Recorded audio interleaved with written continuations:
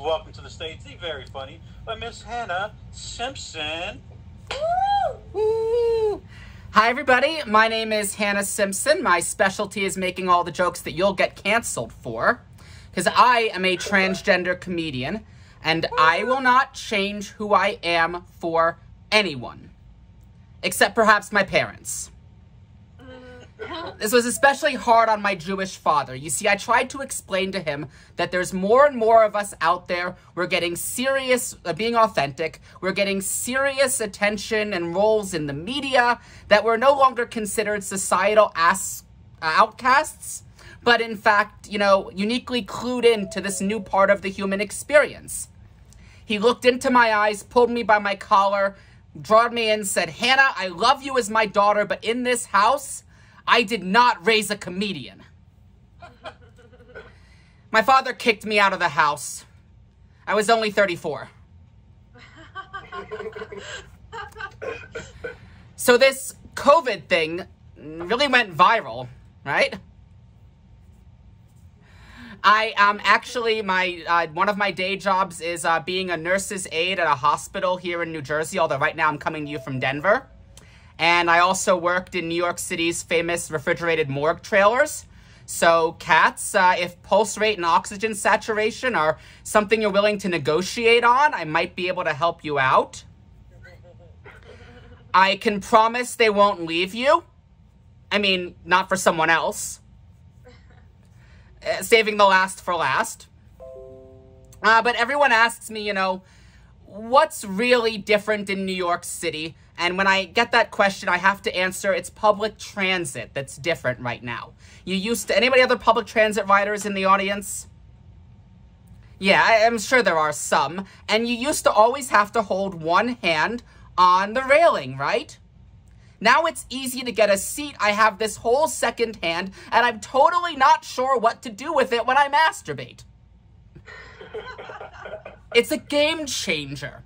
Does it watch? Does it lend a hand? Does it reach around the back? And like I said, because there's nobody standing in the subway, you can see all the other New Yorkers on the subway are having the same problem too. But we are resilient. We New Yorkers help each other out. And that is what you do with the second hand. So, like most other women, my humor is based on the terrible men in my life. But in my case, it includes the one I happen to have been for 28 years. I've been rejected by more genders as more genders than most people believe exist. But I want to be clear, I was not a terrible man. I was just terrible at being a man. One thing I can tell you, having seen both sides, misogyny is so much easier to bear as the perpetrator.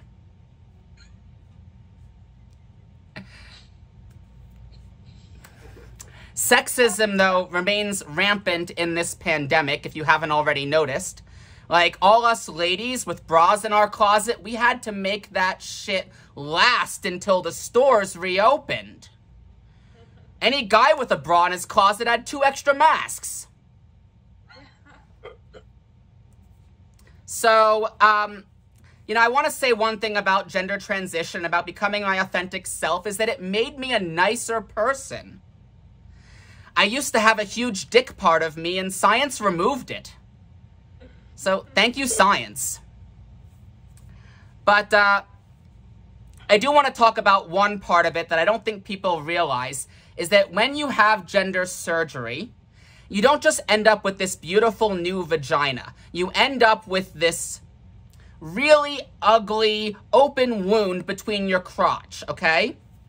And you need something to, you know, get in that area. Something that's like a pad that's going to be contoured to the inside of your leg, that's going to be, have some adhesive, that's going to stay in place and be as discreet as possible. Some kind of bandage. I went to CVS to see what I could find. It turns out bleeding out of your vagina is a thing. I never realized how many women had gender reassignment surgery. What else could it possibly be? So I'm looking at all these pads and I'm trying to make a decision which one to buy, and I realize they fall into 3 basic categories. You've got your posh pads, the ones that make you feel all suave and sophisticated. You've got your sporty pads, the ones that you can hit the home run and slide into the plate and it's going to stay right where it is. And you've got the ones that are going to cover you up like a big old baby. Okay, now there's also tampons, but we'll pull on that string later. But what I realize as a woman is that when you think you have choices, you really don't, because whatever pad you choose, posh, sporty, or baby, they all end up ginger and scary. Thank you very much, everybody, for sitting through me with such patience and grace. Woo! Yay! Oh, That was Hannah great, Simpson, Hannah. everyone. That was fantastic. All right. Woo.